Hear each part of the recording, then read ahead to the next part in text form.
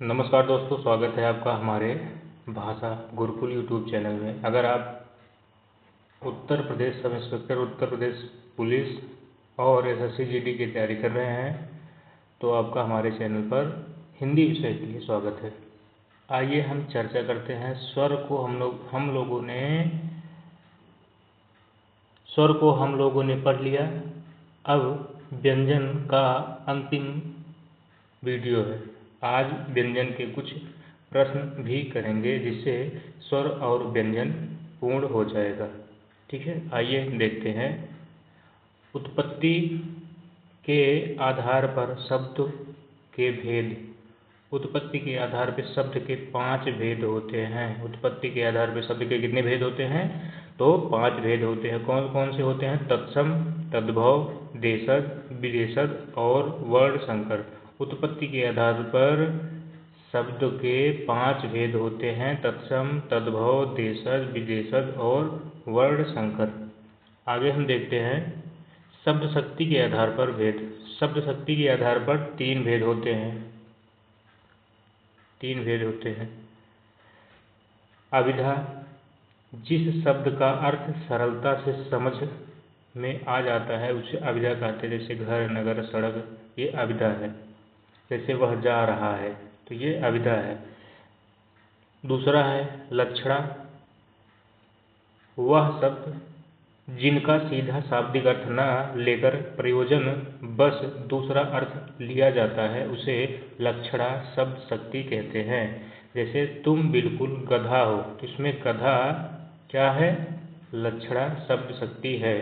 वह शब्द जिसका सीधा शाब्दिक अर्थ न लेकर प्रयोजन बस दूसरा अर्थ लिया जाता है उसे लक्षणा शब्द शक्ति कहते हैं। तीसरा है व्यंजना शब्द शक्ति। व्यंजना शब्द शक्ति किसे कहते हैं? व्यंग्यार्थी शब्द होते हैं। जैसे इसके पास सरकारी नौकरी क्या है, ये तो आसमान में उड़ रहा है, इसको क्या कहते हैं? व्यंजना शब्द शक्ति। शब्द शक्ति 3 प्रकार के होते हैं: अभिधा, लक्षणा और व्यंजना।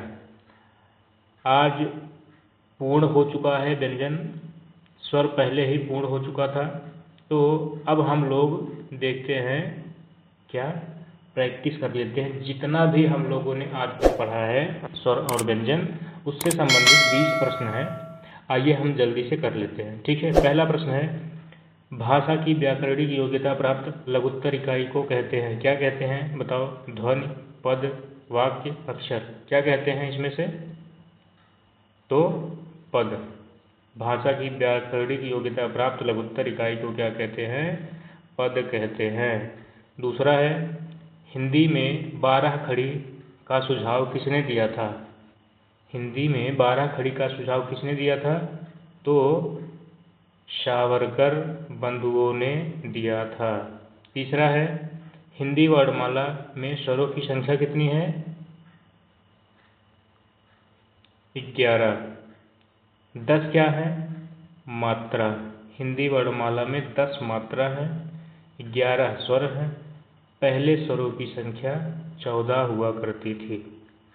ठीक है, और 12 खड़ी है। 12 क्या है? खड़ी। आगे हम देखते हैं इनमें से कौन मूल स्वर है? मूल स्वर कौन से हैं? चौथा प्रश्न है इनमें से कौन मूल स्वर है? आ है, ई है, ऊ है, री है। इनमें से सभी सही है। आगे देखते हैं संयुक्त स्वर नहीं है। प्रश्न 5वां है संयुक्त स्वर नहीं है। कौन सा नहीं है? ई। आगे देखते हैं छठा है इनमें से कौन पुल्लिंग स्वर नहीं है? इनमें से कौन पुल्लिंग स्वर नहीं है? तो ई। ये कौन सा है? स्त्रीलिंग है। स्त्रीलिंग है। स्त्रीलिंग में कौन कौन से स्वर आते हैं? तो ई और री। ठीक है, आगे 7वां है इनमें से कौन अनुनासिक वर्ण के अंतर्गत आता है? तो कौन से आते हैं? हंसना। 8वां है वे ध्वनियाँ जो स्वरों की सहायता से बोला जाता है उसे क्या कहते हैं? वे ध्वनियाँ जो स्वरों की सहायता से बोला जाता है उसे हम व्यंजन कहते हैं। 9वां प्रश्न देख लेते हैं स्पर्श संघर्षी व्यंजन नहीं है। स्पर्श संघर्षी व्यंजन नहीं है। कौन सा है? ख।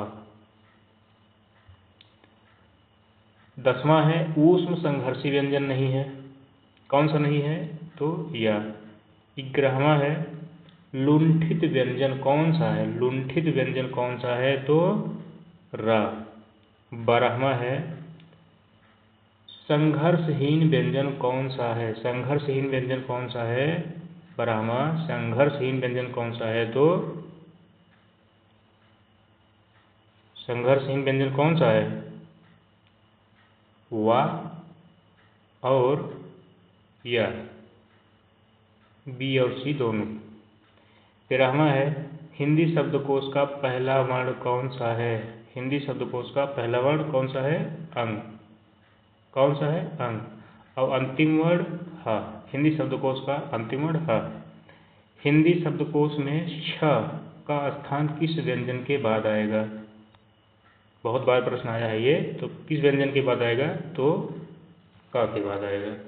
अगर आप लोग को कोई भी समस्या हो रही तो आप कमेंट बॉक्स में अपना कमेंट पिन कर सकते हैं। हम आगे देखते हैं। 15वां प्रश्न है अघोषमण नहीं है। अघोषमण नहीं है। कौन से नहीं है? तो द। अब देखते हैं आगे।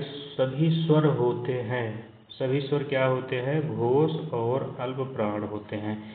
जिन बच्चों ने अभी तक हमारे सारे वीडियो स्वर और व्यंजन से संबंधित नहीं देखे हैं वो सभी देख सकते हैं। अगर आप हमारे वीडियो नहीं देखे हैं तो हो सकता है इसमें से सभी प्रश्न आप लोग न कर पाए हों। अल्प प्राण व्यंजन नहीं है। कौन से नहीं है अल्प प्राण व्यंजन? बताओ। श। 18वां प्रश्न है कठोर व्यंजन है।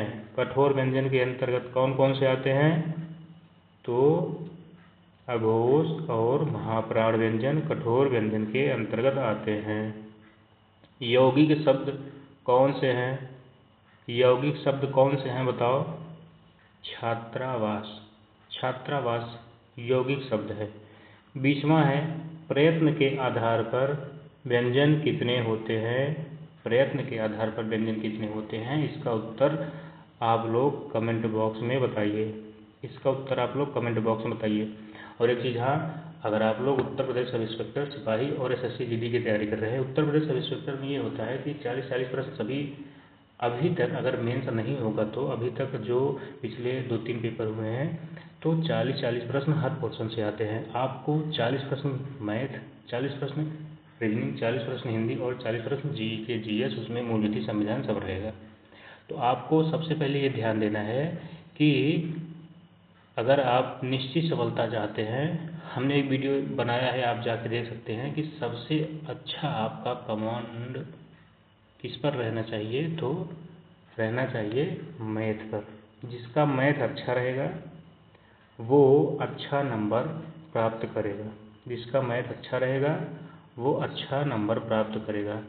हम इससे संबंधित वीडियो बनाए, आप लोग देख सकते हैं। अगर आपको स्वर और व्यंजन से संबंधित कोई किसी भी प्रश्न में दिक्कत है या किसी भी प्रश्न को हम छोड़ दिए हैं, नहीं पढ़ाए हैं, तो आप कमेंट बॉक्स में बता सकते हैं। अगला टॉपिक किस पर पढ़ाएं ये भी आप बताइए। तो वीडियो देखने के लिए धन्यवाद।